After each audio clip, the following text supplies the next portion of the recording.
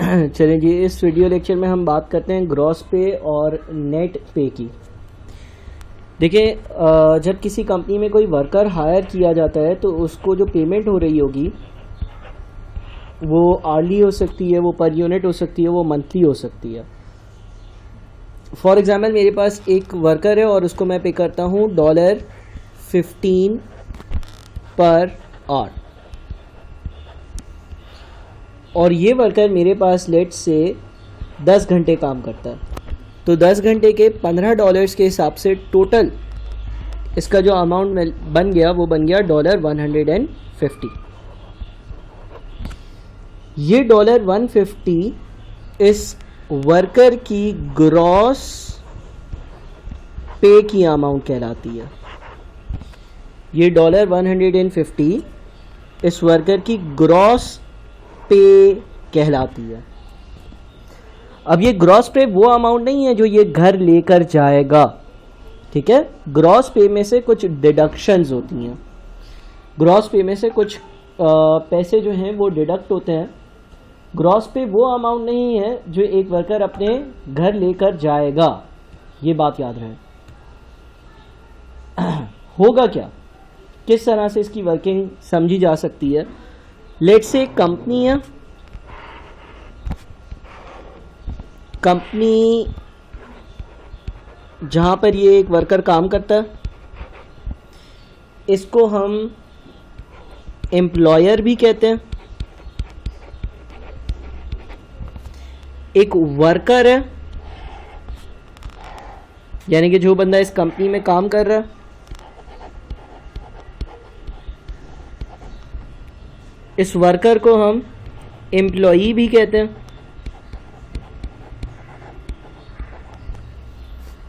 एक आप समझ लो कि गवर्नमेंट है, ये टैक्स अथॉरिटी है, गवर्नमेंट है, ये टैक्स अथॉरिटी है। और एक और चीज़ आपके पास है, प्रोविडेंट या पेंशन फंड। ये 4 चीज़ें। लेट्स से कि इस वर्कर ने कंपनी के लिए 10 आवर्स काम किया, 1 घंटे के 15 मिलते हैं, तो 10 घंटे के 150 होगा। अब क्या होगा कि कंपनी जो है ना वो अपने पास से $150 निकालेगी, ये कहलाएगी ग्रॉस पे। लेकिन ये ग्रॉस पे वो अमाउंट नहीं है जो इस वर्कर को दे दी जाए। कंपनी इसमें से कुछ डिडक्शंस माइनस करेगी, कंपनी इसमें से कुछ डिडक्शंस करेंगी। एक डिडक्शन होगी इनकम टैक्स। कंपनी को गवर्नमेंट ये कह देती है कि मिसाल के तौर पर आपके पास अगर कोई बंदा काम करेगा और वो $150 कमाएगा, तो आप 10%, 5%, 20% उसमें से हमें दे दोगे, उसको नहीं दोगे। ये इनकम टैक्स है। इनकम टैक्स गवर्नमेंट जमा करती है या दूसरी तरह के टैक्स जमा करती है ताकि वो इन टैक्स को इस्तेमाल कर सके मुल्क के जितने भी खर्चे हैं उसके लिए। तो मिसाल के तौर पर इसमें से $20 इस बंदे के डिडक्ट हो गए इनकम टैक्स के नाम पर, और ये जो $20 है ना, ये कहाँ चले जाएंगे, ये चले जाएंगे टैक्स अथॉरिटीज़ के पास। तो कंपनी ने जो $150 निकाले थे उसमें से कंपनी ने $20 गवर्नमेंट को दे दिया और इस बंदे को बता दिया कि तुमने 150 कमाए थे, 150 में से हमारे यहाँ का कानून है कि $20 जो है वो गवर्नमेंट ले जाएगी, तो गवर्नमेंट को $20 दे दिए। अब कितने बच गए, अब बच गए $130। अच्छा, फिर कंपनीज में बहुत सारे फंड्स होते हैं। अब फंड्स की जो डिटेल्स है वो जब आप आगे अकाउंटिंग पढ़ोगे तो पढ़ोगे कि किस तरह के फंड्स हो सकते हैं। लेकिन फॉर द टाइम आप फंड्स को फॉर द टाइम आपके लेवल पर या बेसिक लेवल पर आप फंड्स को यूँ समझ लो कि एक बंदा जब कुछ पैसे कमाता है ना, तो उसकी सैलरी में से एक स्पेसिफिक अमाउंट डिडक्ट हो जाता है और वो अमाउंट एक बैंक अकाउंट में या एक जगह पर जमा कर दिया जाता है। वो इसलिए किया जाता है ताकि जब ये बंदा रिटायर हो जाए या उस एज पर पहुंच जाए जब ये काम ना कर सके, तो ये उस फंड में जमा हुआ हुआ पैसा इस्तेमाल कर सके। अब फॉर एग्जांपल जिस मुल्क की हम बात करें उस मुल्क का कानून है कि इस बंदे की ये जो 150 की तनख्वाह है इसमें से $10 डिडक्ट हो जाएंगे और $10 डिडक्ट होकर चले जाएंगे फंड में, ठीक है। अच्छा, ये जो मैंने डिडक्शन करी है ना, ये जो मैंने डिडक्शन करी है, पहली वाली तो $20 की इनकम टैक्स थी, दूसरी वाली जो मैंने $10 की डिडक्शन करी है उसका नाम होता है एम्प्लॉइज कंट्रीब्यूशन टू फंड। यानी कि ये वो पैसा है जो एम्प्लॉय की सैलरी से डिडक्ट हुआ है और फंड में कंट्रीब्यूट हो गया है, यानी कि एक सेपरेट जगह पर जमा कर लिया गया है। जब ये बंदा रिटायर होगा तब इसको मिलेगा। अब फंड्स की बहुत सारी डिटेल्स होती हैं लेकिन उसमें हम अभी नहीं जा सकते, नहीं जाएंगे इस लेवल पर, लेकिन ये हमने समझ लिया कि यार ये भी एक डिडक्शन होती है। तो इसने जो $150 थे ना जो इस बंदे ने कमाए उसमें से $20 डिडक्ट हो गए, गवर्नमेंट को चले गए, $10 डिडक्ट हो गए जो इसी के इस्तेमाल के लिए जब ये रिटायर होगा इस्तेमाल होंगे, आज से शायद जब ये 60 ईयर्स का हो जाए तब। बच कितने गए पीछे? बच गए $120। ये इस बंदे को दे दिए जाएंगे, ये इस बंदे को कंपनी पे कर देगी। कंपनी इसके सामने हिसाब रखेगी, कंपनी बोलेगी देखो तुमने $150 कमाए, उसमें से $20 हम गवर्नमेंट को दे रहे हैं, उसमें से $10 हम फंड में जमा कर रहे हैं, बच गए $120, वो ये तुम रख लो और ये $120 इस बंदे को दे दिए जाएंगे। अच्छा, ये जो $120 है सर, क्या इसका कोई नाम होगा? हाँ, इसका नाम होगा नेट पे, यानी कि हम ये कह सकते हैं gross pay less deductions is equals to net pay. Gross pay less deductions is equals to net pay. जो मेरी ग्रॉस पे थी $150, उसमें से डिडक्शंस को माइनस कर दिया विच इज़ 20 and 10, तो मेरी नेट पे आ गई विच इज़ $120। ठीक है ना, 150 में से हमने 2 डिडक्शंस माइनस करी ना, $20 टैक्स वाले, $10 फंड वाले, और जो नेट पे है वो कितनी है? 120 है। तो ये हम एक तरीका इसको कह सकते हैं। ठीक है, ये पैसे इस बंदे को दे दिए जाएंगे। अच्छा, अब एक और बात ज़रा बड़ी गौर से सुनना।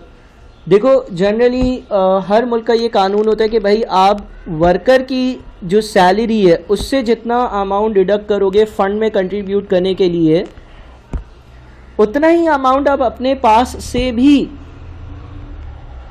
कंपनी को बोला जाता है कि आप भी अपने पास से फंड में डालोगे, या अगर उसके पास से वर्कर की सैलरी में से आपने $10 डिडक्ट किया, आप एटलीस्ट $5 डालोगे, $4 डालोगे।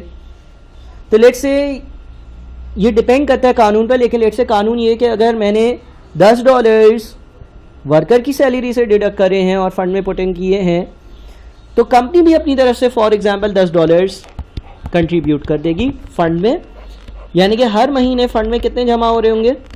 $20। $10 जो बंदे की सैलरी से डिडक्ट हुए, $10 जो कंपनी ने अपनी तरफ से कंट्रीब्यूट किए, ये $10 कहलाएंगे एम्प्लॉयर्स